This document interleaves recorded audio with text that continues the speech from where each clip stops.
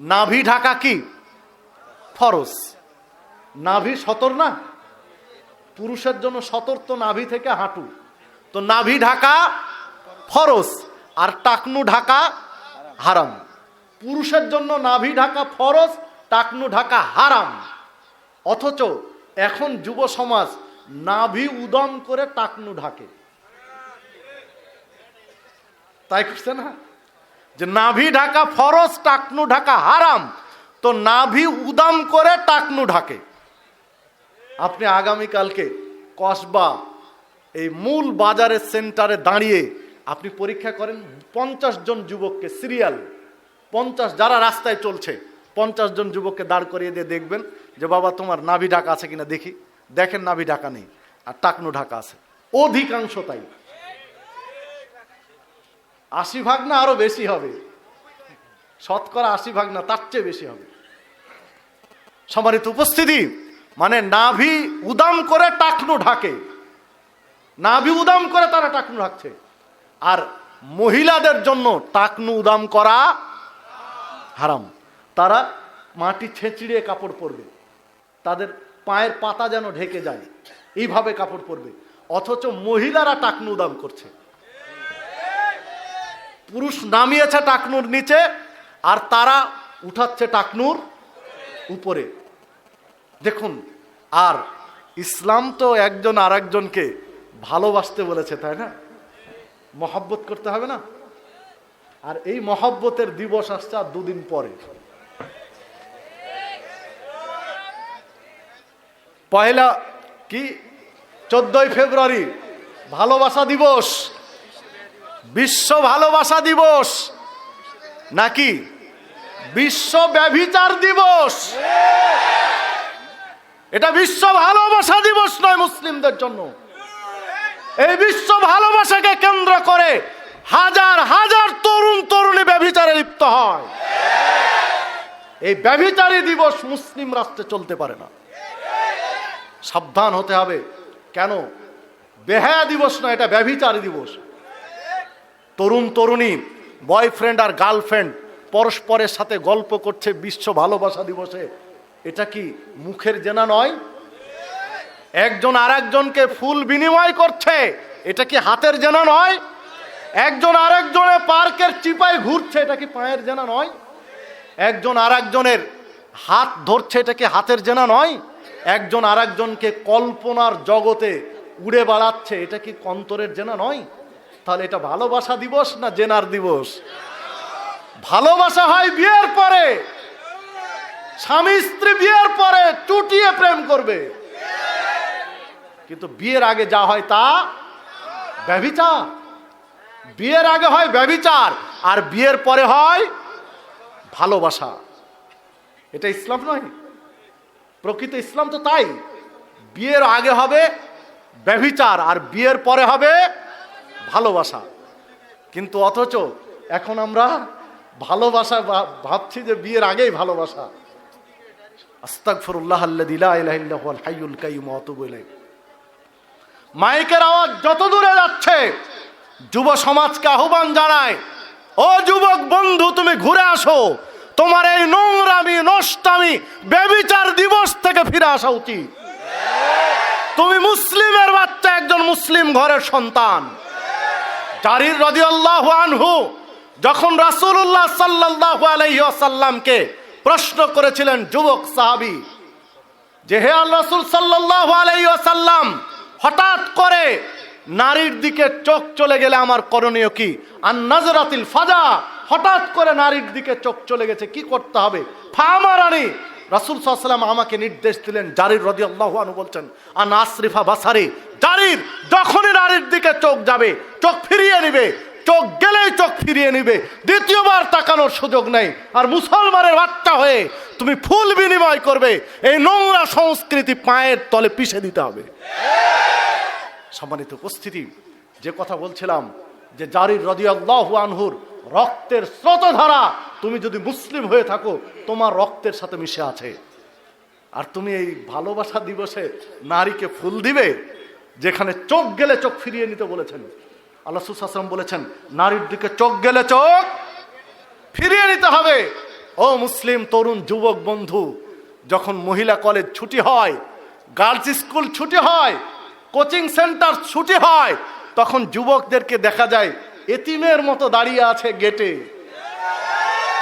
কেন? তুমি তো জারির রাদিয়াল্লাহু আনহু বংশধর, তুমি এতিমের মতো কেন মহিলা কলেজের গেটে, গার্লস স্কুলের গেটে? তোমার লজ্জা শরম হয় না? তোমার হায়া বলতে কিছু নেই? দাওয়াত ছাড়া মাহফিলে যায় কে? দাওয়াতি অনুষ্ঠান, ভোজের অনুষ্ঠানে দাওয়াত ছাড়া যায় কে? বলার দরকার আছে? বিয়ে বাড়ির অনুষ্ঠানে দাওয়াত দেওয়া হয়নি, চলে গিয়েছে কে? নাম বলবো কি? মিস্টার ডি ও ডি। দাওয়াত ছাড়া দেয়। তোমাকে দাওয়াত দেওয়া হয়েছে মহিলা কলেজের গেটের কাছে, তুমি কেন গিয়েছো? তোমার কোয়ালিটি কত নিচে একটু ভাবো। সম্মানিত উপস্থিতি, যে কথা বলছিলাম যে আমাদের প্রকৃত ইসলামটা একটু বুঝতে হবে। ইসলামের নামে যা আছে তাই চলছে, এইটা হতে পারে না। ইসলাম হচ্ছে একটা বিধান মানার নাম। ইসলাম হচ্ছে বিধান মানার নাম। আমরা যদি বলি তাহলে যে সালাতে দাঁড়াতে হবে, বুকের উপর হাত বাঁধতে হবে, রফুল আদেন করতে হবে, রুকু করতে হবে, রুকুতে ডাউন হতে হবে কতটুকু, এরপরে সিজদা করতে হবে, সিজদাতে হাত কেমন থাকবে, পিঠ কেমন থাকবে, দুই সিজদার মাঝে কিভাবে বসবে, কোথায় কি বলবে, এই যে এত সিস্টেম, আল্লাহ এত সিস্টেম না দিলে পারতেন না? পারতেন না? পারতেন। কেন দিয়েছেন? আল্লাহ চেয়েছেন যে তার বিধানটা তিনি যেভাবে বলেছেন এইটা মানছে কিনা এইটা দেখতে চেয়েছেন। অন্য কোনো কারণ আছে কি? পৃথিবীর সব মানুষ যদি এক নিয়মে সালাত আদায় করি রাসূলের তরিকায়, তাহলে আল্লাহকে কি অনেক ধনী করে দিতে পারবো? আবার যদি কেউ না মানি তাহলে কি গরিব করে দিতে পারবো? কিছুই হবে না, তাই না? আল্লাহর কোনো যায় আসে না। কিন্তু আল্লাহ চেয়েছেন যে আপনি আমি তার নিয়মটা মানছি কিনা। সেই নিয়মটা হলো মা আতাকুমুর রাসূল ফাখুদুহু, রাসূল যেইটা দেন ওইটা গ্রহণ করো, ওমা নাহাকুম আনহু ফান্তাহু, আর তিনি যা প্রত্যাখ্যান করতে বলেন, বাদ দিতে বলেন, ছেড়ে দিতে বলেন, এইটা ছেড়ে দাও। ইন্নাল্লাহা ওয়াত্তাকুল্লাহ, আল্লাহকে ভয় করো, ইন্নাল্লাহা শাদীদুল ইকাব। মানে ইসলাম এমন একটা জীবন ব্যবস্থা যেটা রাসূলের নিয়ম অনুযায়ী করতে হবে, রাসূলের নিয়ম অনুযায়ী করতে হবে, রাসূলের তরিকা অনুযায়ী করতে হবে। আপনি আপনার মতো করে বুঝবেন এইটা নয়। দেখুন, ইসলামের নামে প্রচলিত ইসলাম তুলে ধরা হচ্ছে, প্রচলিত ইসলাম হিসাবে পেশ করা হচ্ছে। যার 10 জন যুবককে, 15-20 জন যুবককে একটু ট্রেনিং দেওয়ালেন, কিছু অস্ত্র পরিচালনা করা শিখালেন, দিয়ে বললেন তোমরা জেহাদের মাঠে ঝাঁপিয়ে পড়ো, তোমরা জেহাদ করো, কয়েকটা জজকে, কয়েকটা উকিলকে, কয়েকটা সরকারি স্থাপনায় বোম্বিং করো, তোমরা মরে যাবে, তোমরা শহীদ হয়ে যাবে। আছে না? চলছে না এগুলো? ইসলাম হিসাবে তো এটাই চলছে। এটা কি জেহাদ?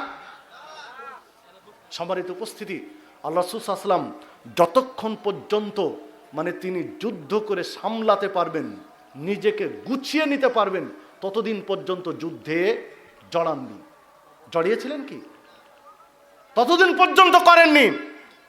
আল্লাহ রাসূল সাল্লাল্লাহু আলাইহি ওয়াসাল্লাম চোখের সামনে বেলাল রাদিয়াল্লাহু আনহুকে অত্যাচারিত হতে দেখেছেন, তৎক্ষণাৎ সাহাবীদেরকে নিয়ে ঠেকাতে যাননি, যে ওটা ঠেকিয়ে টিকা যাবে না। তিনি আল্লাহর কাছে ধৈর্য ধরেছেন, আল্লাহর কাছে প্রার্থনা করেছেন। সুমাইয়া রাদিয়াল্লাহু আনহাকে কিভাবে হত্যা করা হলো, শহীদ করা হলো। তারপরে ইয়াসারের পরিবারকে কিভাবে হত্যা করা হলো, নির্যাতন করা হলো, এই তথ্যগুলো কি আল্লাহ রাসূল সাল্লাল্লাহু আলাইহি ওয়াসাল্লাম শুনতে পাননি? শুনেছেন। তৎক্ষণাৎ যে 10 জন 20 জন সাহাবী ছিল, চলো এখনই জিহাদ করব, ঝাঁপিয়ে পড়েছিলেন কি? ঝাঁপিয়ে পড়েননি। কারণ যুদ্ধ করে টিকা এখন যাবে না। আল্লাহর কাছে সাহায্য চেয়েছেন, ধৈর্য ধরেছেন, সবুর করেছেন। এক পর্যায়ে তো সাহাবীরা বলেছেন, মাতা নাসরুল্লাহ, কখন আল্লাহর সাহায্য আসবে, আমরা তো শেষ হয়ে যাচ্ছি। সম্মানিত উপস্থিতি, এটা একটা দিক। আর একটা দিক হলো আল্লাহ রাসূল সাল্লাল্লাহু আলাইহি ওয়াসাল্লাম এক পর্যায়ে বলেছেন যে এমন সময় শাসকরা আসবে যখন তোমাদের সালাতের সময় নষ্ট করে ফেলবে, এই সময় সঠিক সময়ে সালাত আদায় করো এবং তাদের সাথে আবার করো প্রয়োজন, সেটা হবে তোমাদের নফল। সাহাবীরা বলেছেন যে আমরা কি ওই সময় শাসকের বিরুদ্ধে বিদ্রোহ করব না? তখন বলেছেন না, যতক্ষণ তারা সালাতে বাধা না দিবে ততক্ষণ পর্যন্ত সেই শাসকের বিরুদ্ধে বিদ্রোহ করা যাবে না। তো বাংলাদেশের সরকার কি সালাত পড়তে কাউকে বাধা দিয়েছে যে সালাত পড়া যাবে না?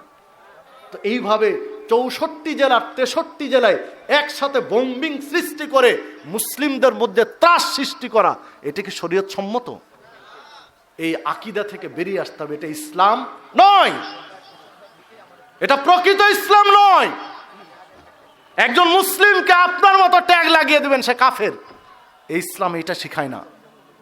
সম্মানিত উপস্থিতি, আয়াত তো 3টাই রয়েছে যে ইসলামী বিধান অনুযায়ী, হুকুম অনুযায়ী যে বিচার করলো না সে কাফের, সে জালেম, সে ফাসেক। তো কে জালেম, কে ফাসেক, কে কাফের, এইটা না আগে ফাইন্ড আউট করতে হবে। আপনি ডাইরেক্ট কাফের ফতোয়া আগে মারবেন কেন? জালেমে তো হতে পারে, কোয়ালিটি অনুযায়ী ফাসেকও হতে পারে, আপনি ডাইরেক্ট কাফের বলে দিবেন কেন? এই প্রচলিত ইসলাম থেকে বেরিয়ে আসতে হবে। প্রচলিত ইসলাম এটা নয়। যখন উসমান রাদিয়াল্লাহু আনহুকে বাড়ি ঘিরাও করে রাখা হয়েছে, তখনও জান্নাতের সুসংবাদ প্রাপ্ত সাহাবীরা বেঁচে আছেন।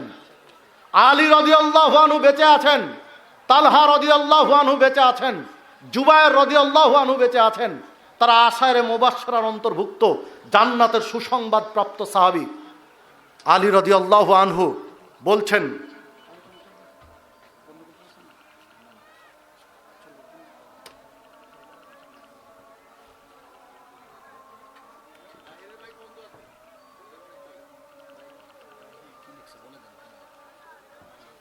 বুঝতে পারলাম না যে কথা বলছিলাম, যে আলী রাদিয়াল্লাহু আনহু উসমান রাদিয়াল্লাহু আনহুকে বলছেন, উসমান রাদিয়াল্লাহুকে আলী রাদিয়াল্লাহু আনহু বলছেন যে আমরা কি যুদ্ধ করব না? আপনি অনুমতি দেন, তাদের সাথে যুদ্ধ করব। তো উসমান রাদিয়াল্লাহু আনহু অনুমতি দিলেন না, যে না, যারা বিদ্রোহ করছে এখন তারাও তো মুসলিম, তারা ভুল বুঝছে, তারা ভুল বুঝে আমার বিরুদ্ধে এই অবস্থানটা নিয়েছে। আমি চাই না যে এখানে রক্তপাত হোক আমার একার জন্য। অনুমতি দিলেন না, মুসলিম শাসক অনুমতি দিলেন না। আলী রাদিয়াল্লাহু আনহু তার ছেলে হুসাইন, হাসান রাদিয়াল্লাহু আনহুকে, দুইজনকে, তারপরে আব্দুল্লাহ ইবনে উমারকে, এরপর আব্দুল্লাহ ইবনে আব্বাস রাদিয়াল্লাহু আনহুকে, এই সাহাবীদেরকে লাগালেন পাহারা দিতে, কিন্তু তাদের সাথে যুদ্ধ করতে দেননি। আপনি হিসাব করতে পারবেন যে উসমান রাদিয়াল্লাহু আনহুকে গৃহবন্দী করে রেখেছেন, অথচ যুদ্ধের অনুমতি দেননি। এক পর্যায়ে তো হত্যাই করলেন উসমান রাদিয়াল্লাহু আনহুকে, তারপরও তার প্রোটেকশন দেওয়ার চেষ্টা করেছে, রক্তপাত করতে যাননি। আর ঠুনকো একটা অজুহাত দেখে এই রক্তপাত করে দেওয়া, কাউকে রাতারাতি মেরে দেওয়া, এটা কি যুদ্ধ, জেহাদ? এর লম্বা একটা পাঠ। সংক্ষেপে যে কথাটা বলতে চাই, যে জঙ্গিবাদী খারেজি আকীদা নিয়ে যেগুলো চলছে, এটা প্রকৃত ইসলাম নয়, এটা স্রেফ ত্রাস সৃষ্টি করা। যে ক্ষতি হয়েছে সালাফিদের, সালাফি মানহাজের, আহলুল হাদিস আকীদার লোকদের জন্য যে ক্ষতি করা হয়েছে এই শ্রেণীর আকীদারদের, তা আহলে হাদিসদেরকে কয়েকশো বছর পিছিয়ে দেওয়া হয়েছে। কোথায় কোথায় বিভিন্ন জনকে, ভালো যারা সালাফি আকীদার আলেম ওলামা, তাদেরকেও হুট করে একটা ট্যাগ লাগিয়ে দিচ্ছে যে খারেজি মানে হচ্ছে জঙ্গিবাদ। শেষ পর্যন্ত আর নেই, মানে মাহফিলের অনুমতি নেই, মাহফিল বাদ। গত বছরের আগের বছর আপনাদের এই প্রোগ্রামটা, এই সালাফি কসবা ফাউন্ডেশনের, তাওহীদ ফাউন্ডেশনের প্রোগ্রামটা ওই মাঠে হয়েছিল, তাই না? কলেজ মাঠে, মানে গত বছর, তার আগেরটা। তো ওই মাহফিলে যখন প্রোগ্রাম করার জন্য আসি, এই সময় আপনাদের এই প্রোগ্রামের জন্য ইনকোয়ারি করতে আমার বাড়ি পর্যন্ত পুলিশ গিয়েছে। তা আমি বললাম সমস্যা কি? আপনাদের প্রোগ্রাম হচ্ছে কসবা, আর রাজশাহীতে আমার বাড়িতে পুলিশ থানা থেকে। আমি বললাম কি সমস্যা? বলছে না, আপনাদের বিরুদ্ধে জঙ্গিবাদের অভিযোগ দিয়ে প্রোগ্রামটা বন্ধের চেষ্টা করা হচ্ছে। তো কসবা থানা থেকে মানে চ্যানেল একটার পর একটা চ্যানেল হয়ে শাহ মকদম থানা পর্যন্ত এসেছে, যে ইনার মানে ভোটার আইডি তো এখানে পাঠিয়েছি, ভোটার আইডি অনুযায়ী লোকেশন ঠিক আছে কিনা, এর ব্যক্তিটা যেখানে চাকরি করে সেটা ঠিক আছে কিনা, এগুলো ইনকোয়ারি করতে এসেছি। তো এই যে দেখেন, ওই যে একটু জঙ্গিবাদী একটু চিল্লাপাল্লা করে কি কি হয়েছে, বরং আরো ক্ষতি হয়েছে। সালাফি দাওয়াত প্রচার এবং প্রসারকে থমকে দেওয়া হয়েছে। তো এই প্রচলিত ইসলাম থেকে আপনাকে আমাকে বেরিয়ে আসতে হবে, এটা সঠিক নয়। সম্মানিত উপস্থিতি, আল্লাহ রাব্বুল আলামিন আপনাকে আমাকে সঠিক বুঝ দান করুন। আল্লাহ রাব্বুল আলামিন আমাদেরকে হকটা বুঝার, জানার পরিবেশ দান করুন এবং মেজাজ দান করুন। আল্লাহ রাব্বুল আলামিন আজকের এই মাহফিলকে কবুল করুন। যারা আজকের এই মাহফিলের আয়োজন করেছেন, সময় দিয়েছেন, শ্রম দিয়েছেন, মেধা ব্যয় করেছেন, অর্থ দিয়েছেন, যারা উপস্থিত হয়েছেন, সকলের জন্য আজকের মাহফিলকে আল্লাহ কবুল করে নিন। আজকের মাহফিলকে জান্নাতে যাওয়ার ওসিলা হিসেবে কবুল করে নিন।